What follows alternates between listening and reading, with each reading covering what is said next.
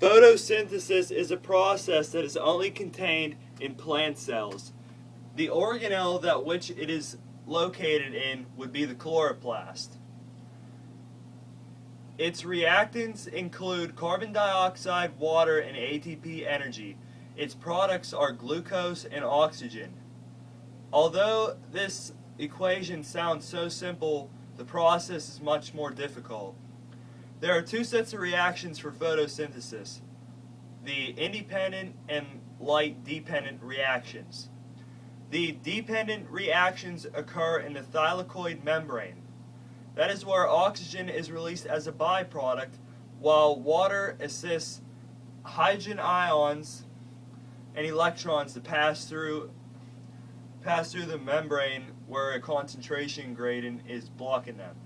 The light, and then also in that process, ATP and NADPH is produced. Now, in the light independent reactions, that is located in the stroma. That is where the plants absorb the carbon dioxide from the atmosphere, which leads to carbon-containing sugars and also carbohydrates. So that is where glucose is made. Now, some examples for photosynthesis include plants and trees. Now we get into cellular respiration. Cellular respiration occurs in actually both animal and plant cells. It is contained in the organelle known as the mitochondria.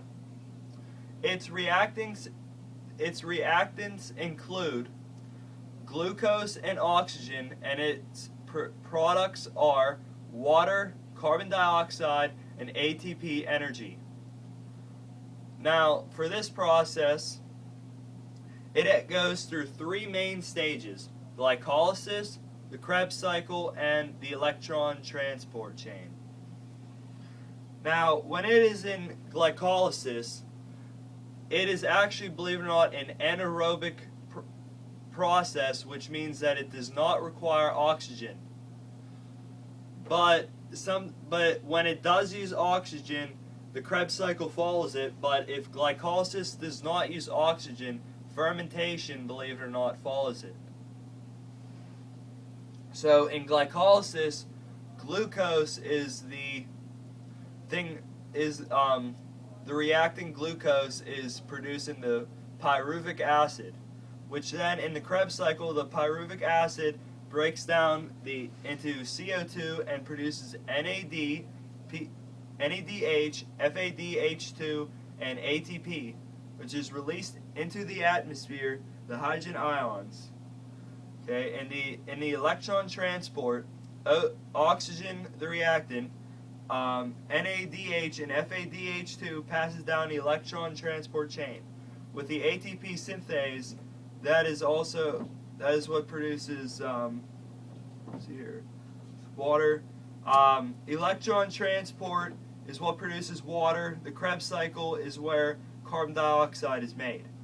Now, some examples for cellular respiration will include humans, and bears. Well, that is all.